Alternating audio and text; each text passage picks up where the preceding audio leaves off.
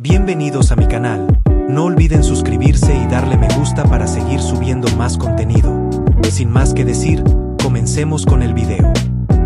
En otra parte del campo de batalla, Azar emergió, hablando en voz baja señalando que efectivamente habían huido a las montañas del Señor de la Guerra.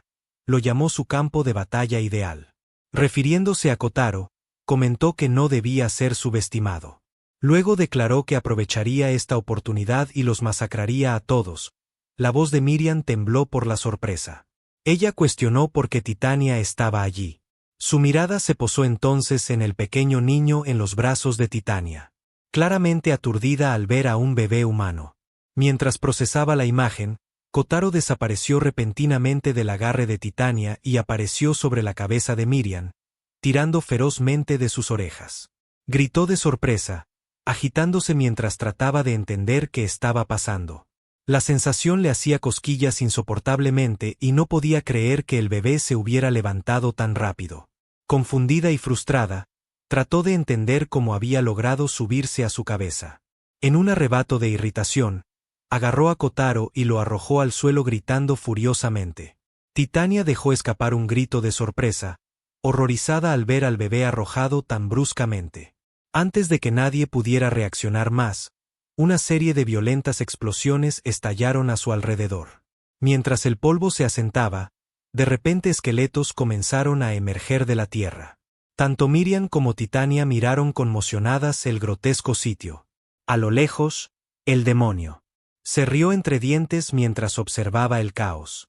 Reflexionó que este lugar había sido durante mucho tiempo un campo de batalla, empapado en siglos de guerra, con decenas de miles de cadáveres. Comenzó a lanzar un hechizo. El hechizo, que atrapó a decenas de miles de almas malvadas, se apoderó de él mientras el ejército esquelético se lanzaba hacia el grupo. La criatura se deleitó con el momento y la satisfacción que le producía. Para él, era cómico ver a los insensatos humanos muertos matándose entre sí bajo su control. Mientras la horda de esqueletos se acercaba, Miriam se lanzó a la batalla, cortando a los muertos con facilidad. Mientras luchaba, se dio cuenta de lo que eran estas criaturas y maldijo a los demonios por hacer continuamente cosas que la enfurecían. Con un grito feroz, desató un ataque llamado espada colmillo, que atravesaba a los esqueletos con rapidez y precisión. Por un momento, el silencio cayó. Entonces, más esqueletos surgieron del suelo. Titania, abrumada, se dio cuenta de que la embestida no tenía fin. Su rostro estaba pintado de miedo e incredulidad. Miriam peleando implacablemente mientras hablaba, tratando de deducir que en algún lugar cercano un demonio debía estar controlándolos. Pero antes de que pudiera terminar su pensamiento, dejó escapar otro grito de sorpresa. Kotaro se había aferrado a su cola. La sensación la tomó por sorpresa. Se aferró a ella con fuerza, disfrutando claramente de su esponjosidad. Miriam, completamente desesperada, lo arrojó al suelo de nuevo, esta vez con más furia. Su frustración se desbordó mientras amenazaba con terminar con sus travesuras de una vez por todas. De repente, el demonio hizo su movimiento. Lanzó un ataque llamado Gatu, la espada hambrienta, desatando una lluvia de huesos, mientras los huesos afilados como navajas se disparaban por el aire. Proclamó el poder detrás de ellos, huesos endurecidos durante cientos de años, ahora capaces de perforar cualquier cosa en su camino. Rugió con la intención de matar. Los ojos de Miriam se fijaron en él. Cuando lo detectó el aroma en el aire le dijo todo. El demonio finalmente se había mostrado. Su estilo de lucha la irritaba. Lo llamó cobarde por esconderse tanto tiempo. Sin embargo, el demonio no mostró remordimiento. Él la provocó aún más, cuestionando su ira y llamando a los humanos juguetes para la raza demoníaca. Se burló de la debilidad de la humanidad y declaró que si el señor demonio realmente hubiera querido, podría haber destruido a Hydrat en una sola noche. Se rió, encontrándolo todo divertido, encantador y profundamente satisfactorio. Mientras Miriam intentaba desviar el feroz asalto, su espada se rompió repentinamente bajo la presión. Miró con incredulidad cómo la hoja se rompían en sus manos. Entonces, sin previo aviso, Kotaro apareció frente a ella. Flotó sin esfuerzo en el aire. Y en ese momento, Miriam sintió algo extraño. Sus ojos se abrieron de par en par al darse cuenta de que el olor que llenaba el campo de batalla no provenía de Titania. Era mucho más intenso. Un abrumador olor a sangre aferrado a la misma alma. Venía de Kotaro. Finalmente entendió que este niño no era un humano común. Mientras tanto, Kotaro miraba al ejército esquelético con asombro. Para él, controlar cadáveres era una técnica desconocida. Nada que valga la pena temer levantó una mano y activó una técnica prohibida suya. Las 12 artes prohibidas de Fuma, invocando desde el inframundo. El antiguo ninjutsu de Fuma era conocido por superar todas las técnicas ordinarias. Incluso los famosos clanes ninja, Igako Gasesi, Mochizuki, Nagoro, no podían esperar alcanzar el reino oculto del que extraía su poder. Sin embargo, al vagar repetidamente por la frontera entre la vida y la muerte, algunos practicantes de Fuma habían logrado algo impensable. Podían comunicarse con los muertos. Las técnicas que dominaban a través de un entrenamiento implacable, casi demencial, eran temidas, lo que les valió la etiqueta de monstruos. Se decía que el Fuma ninjutsu era tan vasto e ilimitado como los espíritus del inframundo. Mientras el demonio disparaba su ataque, Kotaro preparó con calma su respuesta. En su mente invocó el antiguo derecho, llamando a las almas dormidas de la tierra a través de un juramento de sangre. Dejó que su sangre goteara de su palma sobre la tierra realizando una de las técnicas más temidas de Fuma. Invocando del inframundo una de las 12 artes prohibidas, una imponente columna de sangre brotó del suelo. Donde dentro del torrente carmesí, una figura comenzó a emerger lentamente, materializándose en el aire ante Kotaro. Miriam observó aturdida y una extraña sensación de familiaridad la invadió. Titania también lo sintió. Las alas se desplegaron desde la espalda de la figura mientras su forma se solidificaba. El ataque del demonio continuó hacia ellos pero, la criatura lo bloqueó sin esfuerzo. Con voz temblorosa, el demonio intentó comprender lo que veía. En ese momento, se dio cuenta. Miriam y Titania a la vez. El que había emergido era el señor demonio Servan. Kotaro sonrió al verlo. Servan ahora se interponía entre él y el demonio. Azar tartamudeó con incredulidad, reconociéndolo como el anterior señor demonio, el que había sido derrotado milagrosamente hace 100 años. Miriam luchó por comprender lo que estaba sucediendo. Recordó lo imposible que había sido derrotar a Servan incluso en ese entonces. Y ahora, sin Arslad, sus posibilidades eran inexistentes. Servan se arrodilló ante Kotaro, preguntándole con calma qué debía hacer a continuación. Kotaro lo miró en silencio mientras Miriam se quedaba congelada en shock. Titania apenas podía procesar la imagen. Servan, el antiguo demonio. El señor obedecía a Kotaro como si fuera su amo. El demonio se sorprendió. No podía creer que Kotaro hubiera invocado al anterior señor demonio y lo hubiera hecho obediente. Se negó a aceptarlo. Metió la mano en el suelo y usó su magia ósea para invocar a los esqueletos desde abajo para su siguiente ataque. Luego gritó su identidad como uno de los 10 demonios y juró destruir tanto a Kotaro como al señor demonio. Atrapó a Servan con una lluvia de huesos y descendió desde arriba con un golpe óseo masivo. Servan, imperturbable, levantó un dedo. El ataque se detuvo al impactar. El demonio solo pudo murmurar con incredulidad antes de que Servan tomara represalias. Con solo un movimiento de dedo, se desató una explosión masiva. Hizo volar al demonio y destruyó por completo el terreno circundante. Mientras el polvo se asentaba, Servan se giró hacia Kotaro y se arrodilló de nuevo. Le preguntó qué deseaba su amo de él ahora. Kotaro simplemente respondió con una sonrisa inocente. El demonio, uno de los temidos 10 demonios, había sido asesinada en un instante. Titania, observando cómo se desarrollaba la escena, procesó la realidad que tenía ante sí. Kotaro había convertido al verdadero antiguo señor demonio en su subordinado. Sabía que no era una ilusión. Miriam, sorprendida por el giro de los acontecimientos, exigió respuestas a Titania. Le recordó que se había ido, alegando que buscaba la semilla de la esperanza. Y ahora preguntaba si este niño era realmente esa esperanza. Titania lo confirmó sin dudarlo. Kotaro era la esperanza de su mundo. Servir. El señor demonio había comenzado a inspeccionar el campo de batalla.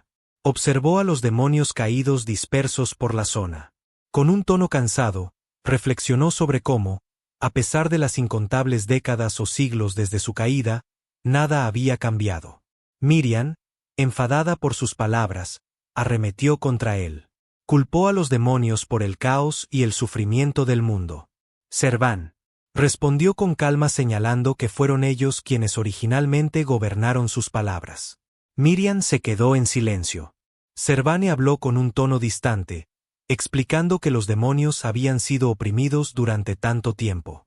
Simplemente había cargado con ese resentimiento porque era su destino, haber nacido como el más fuerte entre todos los demonios. Pero ahora nada de eso importaba.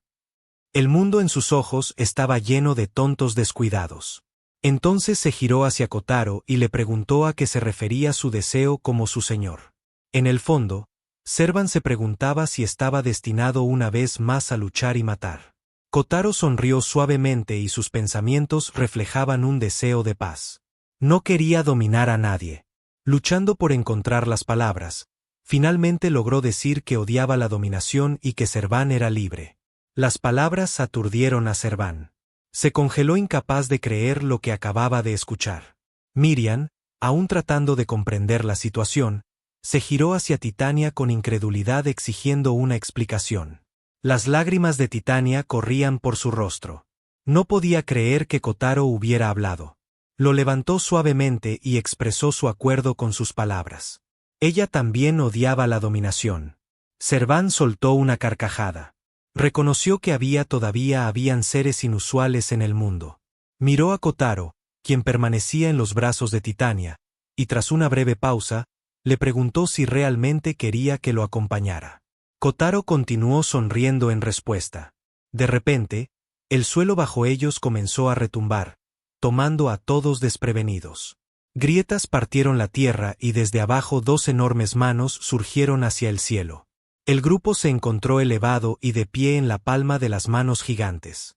Titania inmediatamente revisó a Kotaro y le preguntó si estaba bien.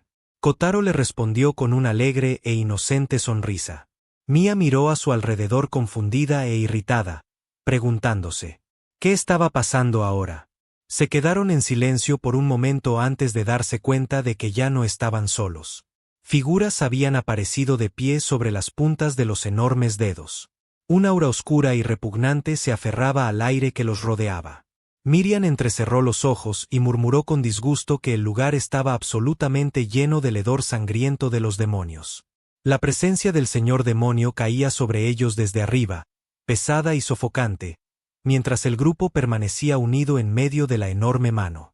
Los ojos de los 10 demonios se fijaron en ellos con una intensidad implacable. Miriam, sintiendo la fuerza abrumadora que irradiaba desde arriba, luchó por comprender el poder en exhibición, un poder mucho más allá de lo que había imaginado del nuevo señor demonio. Mientras tanto, Kotaro, exhausto por invocar a Servan, se había quedado dormido en los brazos de Titania. Titania, con su mirada aguda, evaluó la situación. No podía creer que los 10 demonios vinieran a la vez. Su objetivo era claro. Venían a reclamar a Kotaro. Sus ojos se entrecerraron mientras se concentraba en uno. De los 10 demonios que lo miraban en silencio, Servan permaneció quieto también, observando con calma el caos que se desarrollaba. Entonces, la risa estalló de uno de los demonios, notando que matar al número 10, Apru, y al número 9, Azar, había abierto raras vacantes entre los 10 demonios, una novedad en décadas.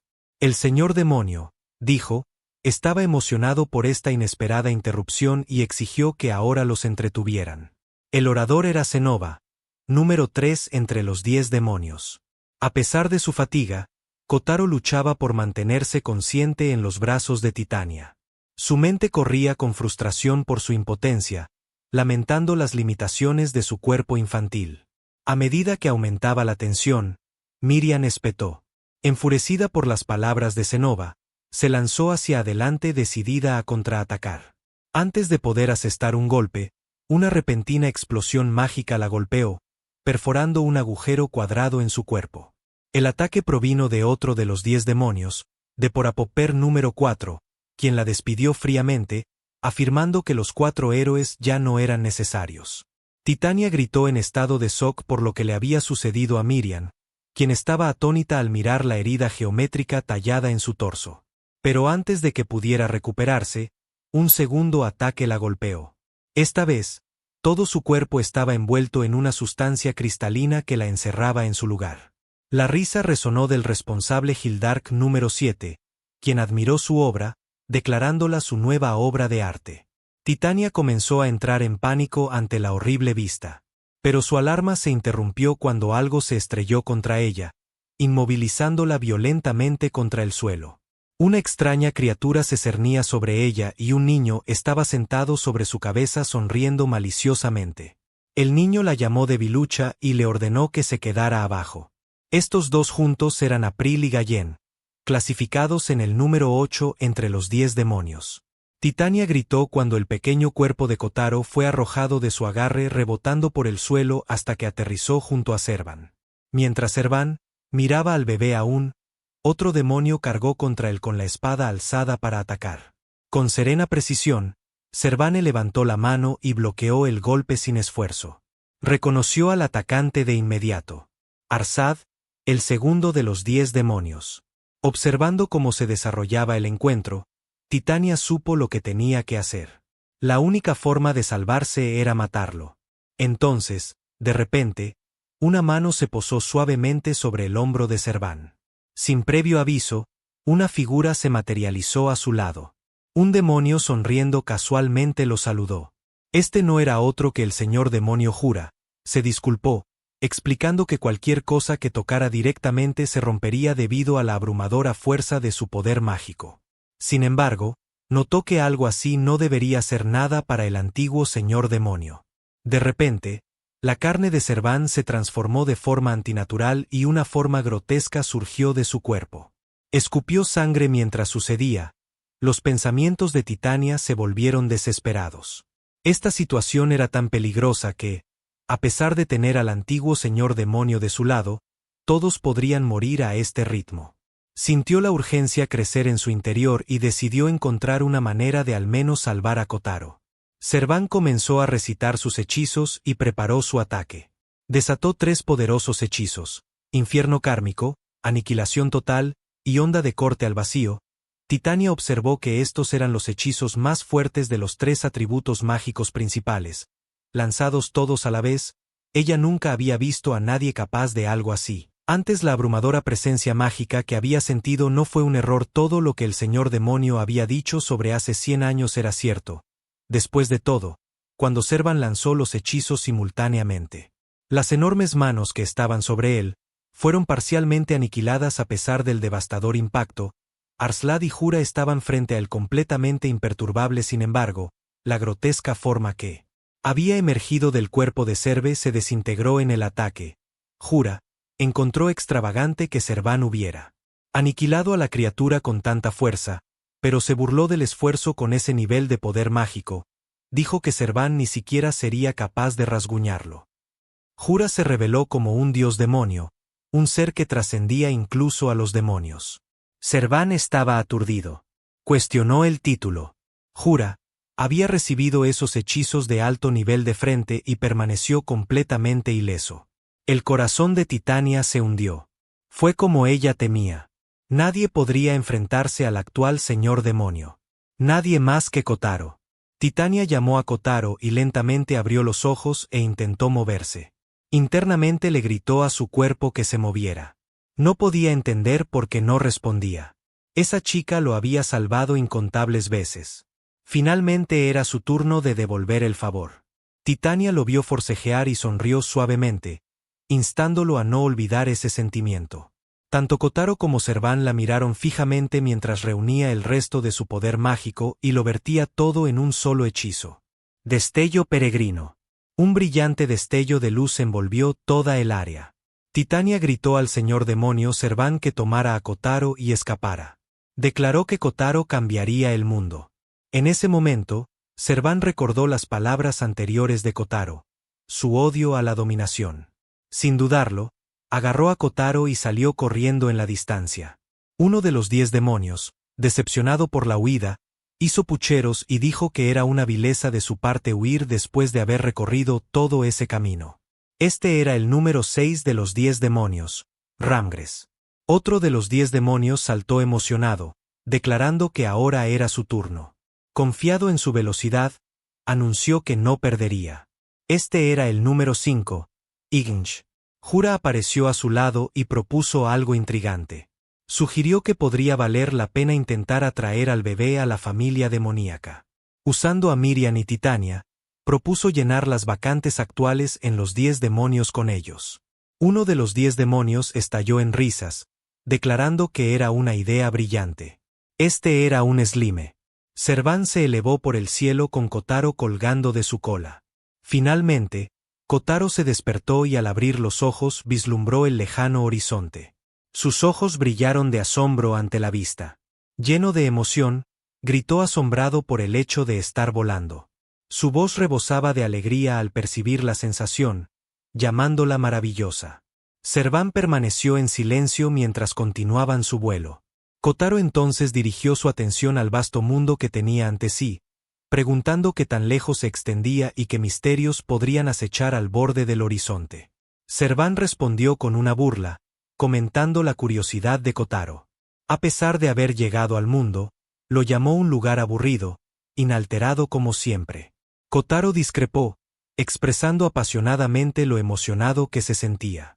Para él, la sensación de libertad era estimulante y hermosa. Aún volando, Serván pensó para sí mismo en las habilidades de Kotaro, sus técnicas que desafiaban lo natural. Las leyes del mundo confirmaron lo que Serván sospechaba, que el niño había venido de otra dimensión. La palabra libertad resonó en su mente y reflexionó que también era la primera vez que lo sentía de esta manera. Entonces respondió a la pregunta anterior de Kotaro sobre qué había más allá del horizonte. Explicó que más allá del borde visible estaba el nido del dragón, una isla flotante en el cielo temida por todo el mundo. Lo profundo de un lugar conocido como el abismo, se decía que habían armas y tesoros legendarios, aunque nadie que se hubiera aventurado allí había regresado. También estaba el árbol del mundo, un árbol enorme que perforaba los cielos. Admitió que el mundo era vasto, tan vasto que ni siquiera él, un antiguo señor demonio, lo había explorado por completo. Mientras Serván describía las maravillas del mundo, Kotaro pensó en silencio que quería ir a Cerve, y luego reveló su destino, la Torre del Tiempo. Dentro, el flujo del tiempo podía ser libremente manipulado, así podría resolver Kotaro su gran debilidad, que era su frágil cuerpo. Hizo una pausa. Luego, su expresión cambió. La vergüenza y tristeza llenó su rostro al admitir que no podía salvar a Titania y Miriam. Sin embargo, creía que no corrían peligro de muerte. Serván intentó hablar, insinuando que esas dos podrían haberse ido ya, pero Kotaro lo interrumpió. Insistió en haberlos escuchado. Un recuerdo reveló la fuente de su convicción. Mientras se lo llevaban, concentró sus sentidos y escuchó al rey demonio Jura hablar sobre usar a Titania y Miriam para atraer a Kotaro hacia la familia demoníaca. Kotaro captó esas palabras y las recordó claramente. Serván, al escuchar esto, hizo una risita silenciosa mientras procesaba lo que Kotaro había dicho. Finalmente, habían llegado a la Torre del Tiempo, y Serván comenzó su descenso. Al aterrizar, colocó suavemente a Kotaro en el suelo y declaró que hasta aquí podía ayudar. Kotaro lo miró y le preguntó al rey demonio si se iba. Expresando que disfrutaba pasar tiempo con él, Serván fue sorprendido por el comentario. Avergonzado, admitió que incluso él había sido influenciado solo un poco por esta nueva sensación de libertad. Procediendo a darse la vuelta nervioso, Kotaro lo miró con la mirada vacía mientras Serván hablaba, diciéndole que dejara de llamarlo señor demonio. Si Kotaro odiaba la dominación, entonces no había necesidad de referirse a él como rey. Declaró que ya no era un gobernante y le ordenó a Kotaro que lo llamara Serván.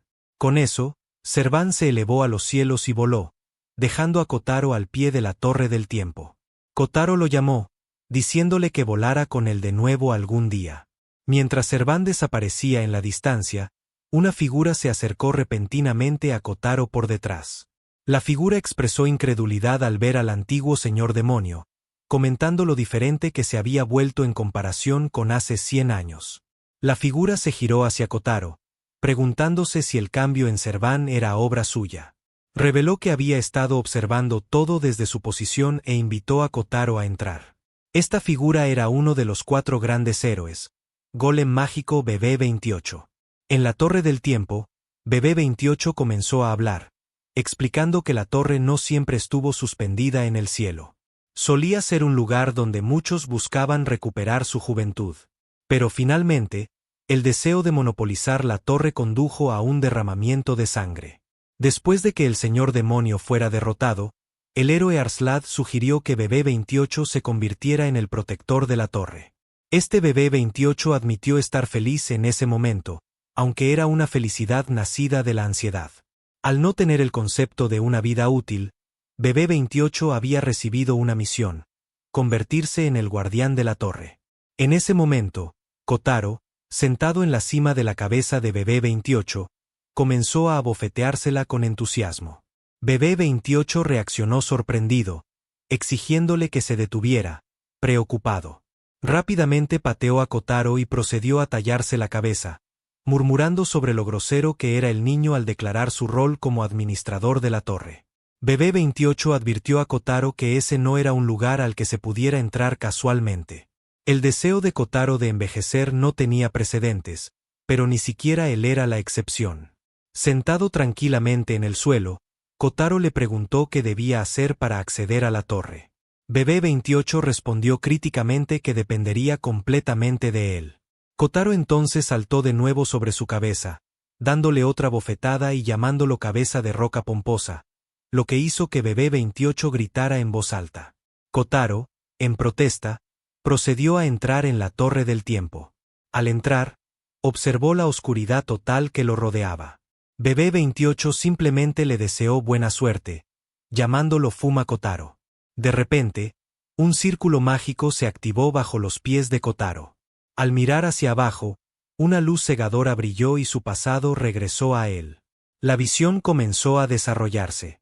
En ella, el anciano Han se encontraba entre los espectadores observando el desarrollo de la batalla. Observó que solo quedaban 2 contendientes y comentó con una risa siniestra que era como se esperaba. Con el cuarto Kotaro muerto, el que sobreviviera a esta pelea se llamaría el próximo Fuma Kotaro. Era una decisión que debían tomar con cuidado, pues el siguiente Kotaro debía ser temido. Mientras los 2 luchadores restantes se enfrentaban, Kotaro arrojó su arma. Su oponente cuestionó su acción, preguntándose qué estaba planeando. Kotaro admitió que no se atrevía a matar a la persona que tenía delante. El otro ninja respondió fríamente, diciendo que Kotaro aún no había destruido completamente su corazón, por lo tanto, no habría piedad. El oponente desapareció y reapareció detrás de Kotaro en un instante. Actuando por instinto, Kotaro atacó con su mano desnuda, solo para darse cuenta conmocionado, de que había atravesado el cuerpo del otro ninja. Mientras yacían moribundo, el oponente soltó una suave risa, comentando que Kotaro realmente merecía ser Fuma. Kotaro se dio cuenta de que el ninja lo había hecho deliberadamente. El ninja moribundo continuó diciendo que no necesitaban compasión. Eran espadas ninja sin nombre hechas solo para matar.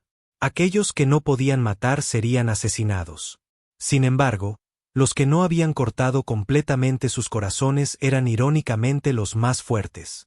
Fue precisamente porque Kotaro no había destruido su corazón que él se había convertido en lo que era. Con su último suspiro, el ninja admitió que siempre habían soñado con la libertad. Kotaro lloró mientras la vida de su compañera se desvanecía. Surgieron más recuerdos. Kotaro, reflejado en la visión, susurró que nunca había olvidado. Ni a la persona ni a su sueño, el sueño de libertad. En algún momento del camino, había perdido el corazón y renunció a creer que el sueño era posible. Pero ahora las cosas habían cambiado. Juró abrazar la libertad no solo para sí mismo, sino también para quien perdió. En el presente, la luz del círculo mágico se intensificó y un nuevo cuerpo emergió del resplandor. BB-28 lo observó, llamándolo espléndido. Declaró que la vida era una batalla contra la desesperación. Aquellos que fueron aplastados por ella, fueron tragados por la oscuridad. Pero aquellos que superaron la desesperación y soportaron sus cicatrices fueron los verdaderamente dignos de volver a vivir. Esto, reveló Bebé 28, era el propósito mismo de la Torre del Tiempo. Solo aquellos que habían superado sus heridas más profundas podían usar su poder. Como se esperaba de alguien reconocido por Titania, Kotaro ahora se transformó, se mantuvo firme e hizo una promesa: definitivamente salvaría a Titania. El cuerpo de Kotaro se llenó de energía mientras se erguía. Ahora parecía tener unos 15 o 16 años, ya no estaba restringido por su forma anterior. Se maravilló de la facilidad con la que podía moverse. Ya no era un anciano ni un bebé. Sus músculos se estiraron y flexionaron con un vigor renovado, y una sensación de libertad y emoción lo abrumaba. La vida en este mundo se sentía verdaderamente misteriosa y fascinante. A pesar de estar Kotaro completamente desnudo, irradiaba emoción. Bebé 28 observó la escena, encontrándola algo preocupante y preguntándose si sería buena idea encontrarle algo de equipo. Después de todo, no lucía como un héroe exactamente. Kotaro puso su mano sobre la cabeza de Bebé 28, anunciando que volvería a jugar con ella. Bebé 28 miró a Kotaro. Recuerdos del pasado regresaron a su mente. Arslad había hecho una vez exactamente lo mismo, diciendo las mismas palabras. Bebé 28 acababa de darse cuenta de que Kotaro había estado preocupado por estar solo, y que solo estaba fingiendo. Antes de que Bebé 28 pudiera decir algo más, Kotaro ya había saltado del borde de la Torre del Tiempo, gritando que lo vería pronto. Bebé 28 lo vio irse, pensando que era tan imprudente como Arslad, y deseó en silencio que no muriera. Gritó su nombre: Fuma Kotaro. Mientras Kotaro se desplomaba, gritó que ya no estaba atado por nada.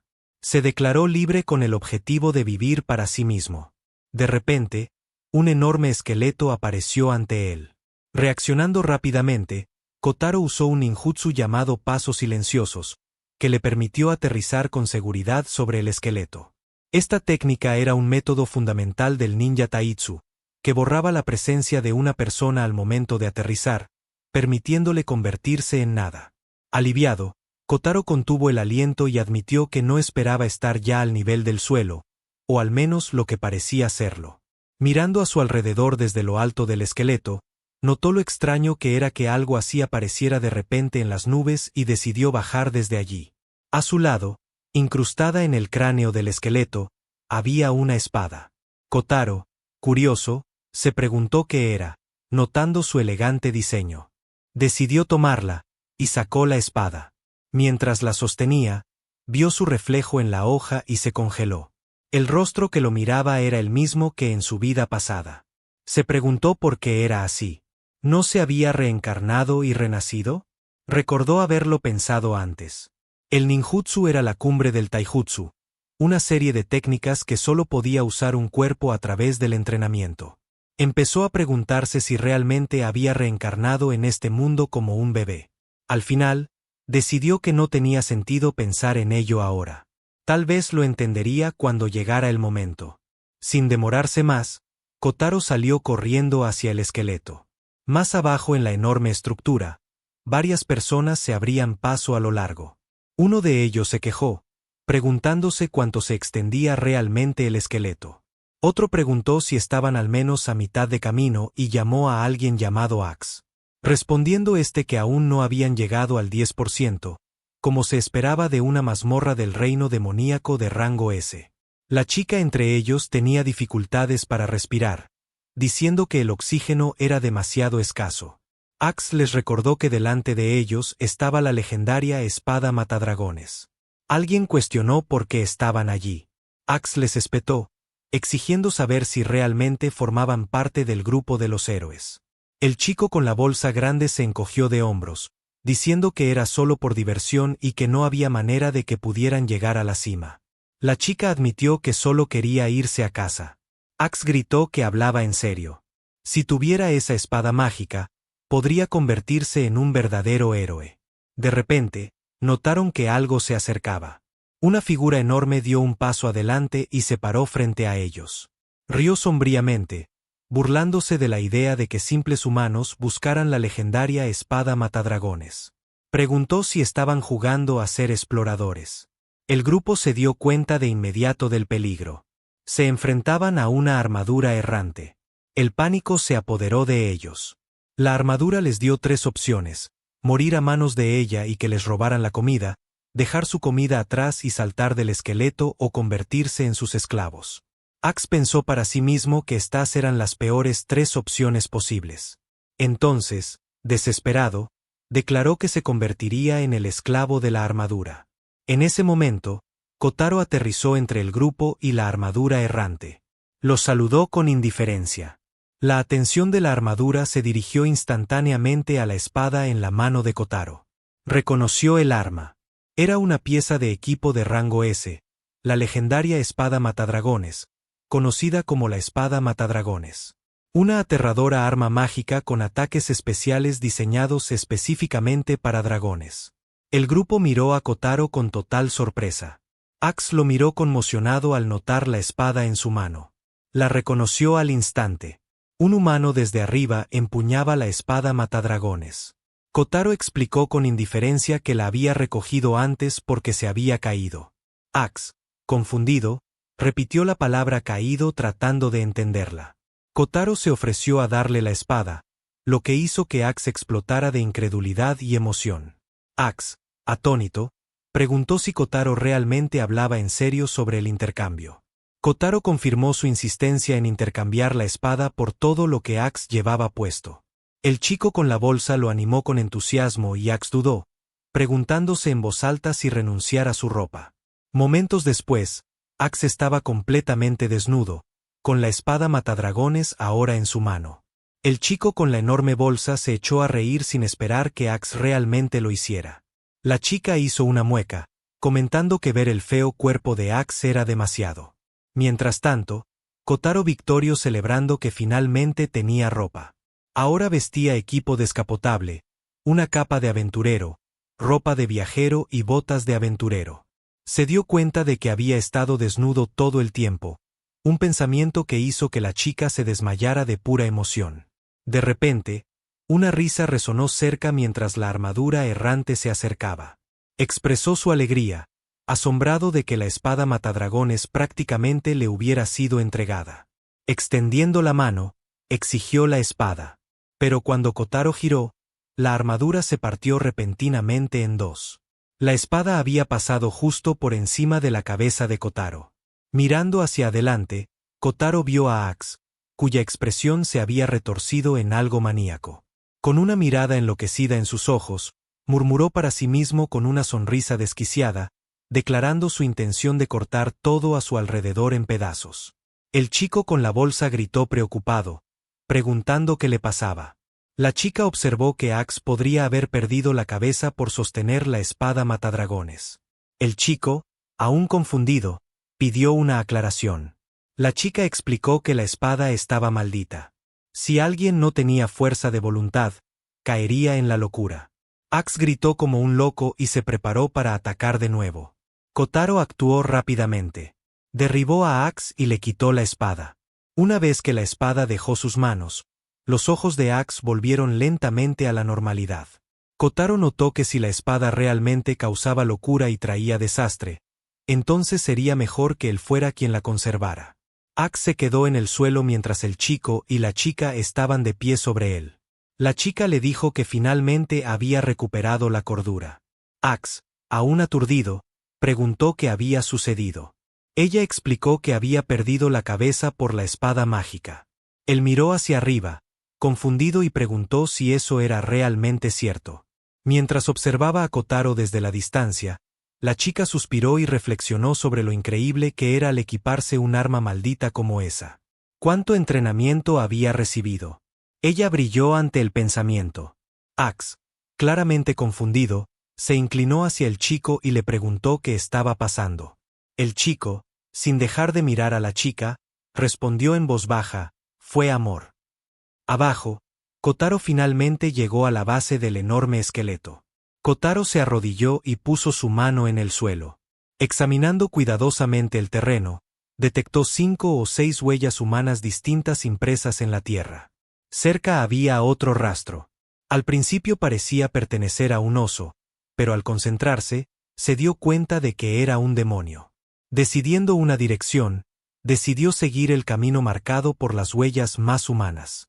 Eso probablemente lo llevaría a la última obra de la humanidad, el lugar al que Titania se dirigía, hacia Hydrat, que sería su primer destino. Justo cuando partía, Kotaro se detuvo. El sonido de la lucha resonó en el aire. Estaba cerca, muy cerca. La escena cambió. El suelo frente a él estaba sembrado de cadáveres. Cuerpos esparcidos por el campo de batalla en grotescos escondites. En medio de la carnicería, una de las criaturas destrozadas en el suelo empapado de sangre se retorció y luchó por levantar la cabeza. Con su último aliento intentó hablar, aturdida por lo que había presenciado. Susurró con incredulidad sobre la presencia de un humano que ejercía un poder tan inmenso. Pero antes de que pudiera terminar, un pie pesado bajó con un pisotón brutal que le aplastó el cráneo al instante. El responsable se agachó junto al cadáver y comenzó a desgarrar los restos sin dudarlo y saboreándolos. Kotaro observó la escena. Y miró con incredulidad al darse cuenta de lo que estaba haciendo. Estaba comiendo carne de monstruo. Los ojos de Kotaro se iluminaron de emoción al declarar que había encontrado a algunos bichos raros. Mientras brillaba de alegría, un rugido ensordecedor estalló de repente. Rápidamente se tapó los oídos, solo para darse cuenta de que el sonido provenía del estómago de alguien, específicamente de Mei, gimió aún hambrienta. La criatura pegada a su cuerpo señaló que aún podría haber lobos cerca que pudieran comer. La atención de Mei se volvió entonces hacia Kotaro, quien saludaba alegremente. Kotaro preguntó si estaban en medio de algún tipo de entrenamiento, comentando que le recordaba a cuando solía comer hongos venenosos a diario para desarrollar resistencia al veneno. En un instante, Mei apareció justo frente a él. Kotaro se quedó atónito por la velocidad, preguntándose cuándo se había movido. Mientras Mei miraba a Kotaro, la baba comenzó a gotear de sus labios. La criatura en su cuerpo la instó a comer a Kotaro, emocionada ante la idea de encontrar humanos en este mundo. Habían pensado que era solo un paraíso de lobos. Mei dudó, lo que llevó a la criatura a preguntar qué pasaba. Mei respondió que no podía comer gente inocente. La criatura protestó, recordándole que ya habían muerto. Al oír esto, Kotaro preguntó si eran reencarnadores como él. La criatura admitió que el término encajaba. Kotaro se iluminó, emocionado por encontrar a otros como él. Lo saludó cálidamente y Mei se sonrojó, sorprendida por la extraña felicidad que brotaba en su interior. Mei se apartó repentinamente, advirtiéndole a Kotaro que no se acercara. Le dijo que era un monstruo y que ella se lo comería. Kotaro se congeló en su lugar. Sus palabras resonaron en su mente, mientras recuerdos de su vida pasada surgieron. Recuerdos de haber sido llamado monstruo. En lugar de miedo o vacilación, una suave sonrisa se formó en su rostro. Para él, parecía que los reencarnadores estaban destinados a encontrarse con bichos raros.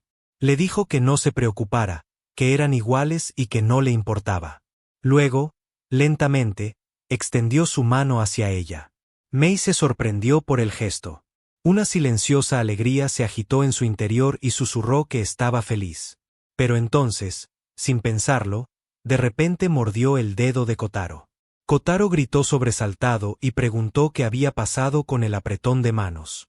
Al darse cuenta de lo que había hecho, Mei entró en pánico y cayó al suelo, sollozando, diciendo que lo había hecho inconscientemente y que realmente no podía llevarse bien con nadie después de todo. De repente, una enorme criatura apareció detrás de Kotaro. Era un hombre lobo.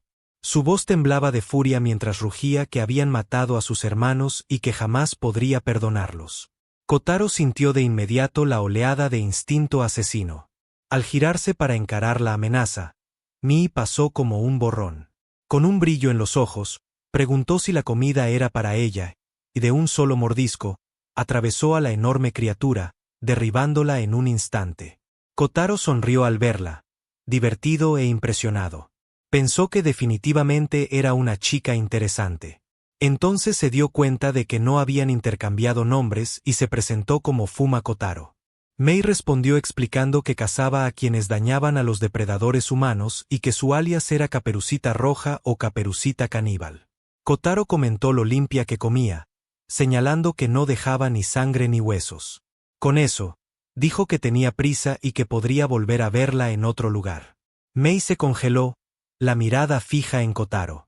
Antes de que un rubor se extendiera por sus mejillas, dijo suavemente que ella también lo esperaba, y que tal vez, algún día, tendría un amigo.